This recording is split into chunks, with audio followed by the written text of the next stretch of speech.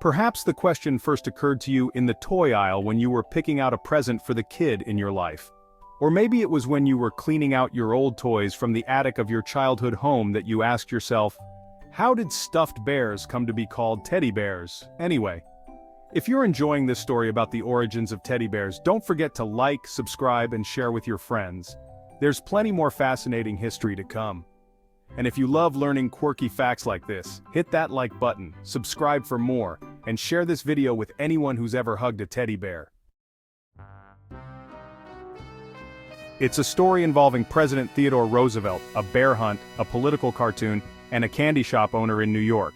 In November 1902, Mississippi Governor Andrew H. Longino invited Roosevelt on a bear hunt, and the president, who would be in the state to try to settle a border dispute it was having with Louisiana, eagerly accepted. His luck, however, was terrible.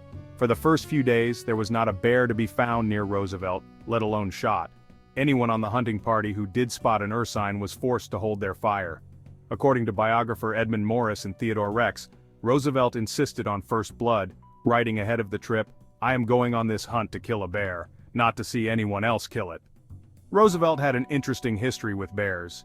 He was nearly killed by a grizzly on a solo hunt in Montana in 1889, and some of his supporters from West Virginia sent him a small bear, which his children named Jonathan Edwards after the revivalist preacher, as a pet in 1900. He wound up giving the bear to the Bronx Zoo the next year because we do not have the accommodations to keep him. Things came to a head on November 14th. Holt Collier, a formerly enslaved man and legendary bear hunter who was serving as Roosevelt's tracker, and his dogs flushed out a black bear into a clearing where the president was supposed to be waiting.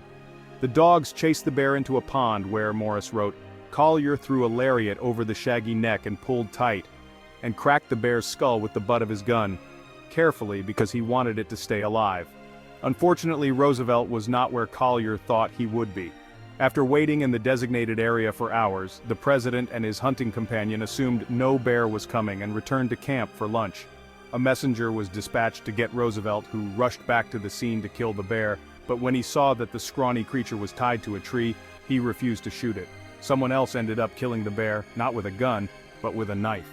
Ultimately, Roosevelt didn't bag a single bear on the trip, but in a strange twist, he would soon end up lending his name to one. Reporters checked in on the hunt once a day, and it wasn't long before reports of Roosevelt's refusal to kill a restrained bear made the papers. The president was lauded for his sportsmanlike behavior. The papers had harsher words for the bear, derided as incorrigible and uncultured, and for these Mississippi people, which one paper opined, seem as ignorant of modern methods as they are lacking in the finesse and technique of true sport. Washington Post political cartoonist Clifford K. Berryman, reading about the event, found himself struck by inspiration. He drew a black bear, a poor, measly little cub with most of its fur rubbed off, he would later write, with a white handler holding its leash. Roosevelt holds one hand out, in the other is his gun, butt on the ground, muzzle up.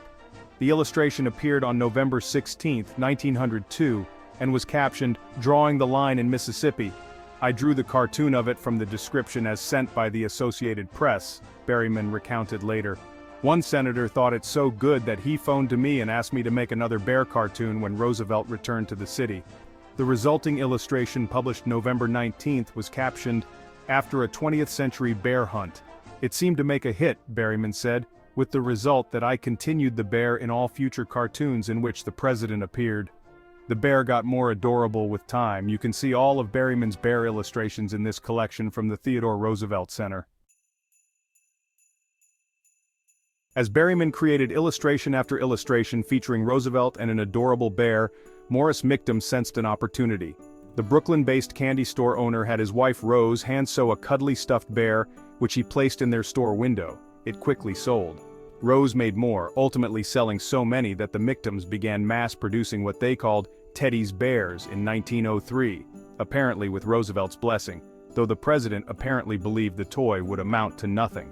Around the same time, the German toy company Steiff made its own stuffed bears, shipping 3,000 of them to United States toy stores. Soon, the cuddly toys were going by teddy bears. Roosevelt himself used the teddy bear in his 1904 re-election campaign. even though he hated the nickname Teddy, perhaps because it was used by his first wife, Alice, who died after giving birth to their daughter, also named Alice. When a lawyer used the nickname in his presence, Roosevelt declared it an outrageous impertinence. The toy took off, selling in the tens of thousands, enduring a brief controversy and paving the way for beloved bears like Winnie the Pooh, who was inspired by a teddy bear purchased for A.A. Milne's son Christopher. There was also an unsuccessful imitator, Billy Possum, which was presented to then-President William Taft, Roosevelt's successor, on a trip to Atlanta in January 1909 and was, according to the Theodore Roosevelt Center, designed to replace Theodore Roosevelt's teddy bear. Taft endorsed the cause, and soon, there were Billy Possum stuffed animals, buttons, and posters. But Billy Possum was ultimately a failure. The toy's time in the spotlight was over by the time the holiday season rolled around in December. The teddy bear, however, has never ceased to be popular. Today, the stuffed animal remains a popular gift, and the industry was valued at about $6.4 billion in 2022. It's also the state toy of Mississippi, and a Michtam-made bear owned by Roosevelt's descendants has a spot in the Smithsonian's National Museum of American History.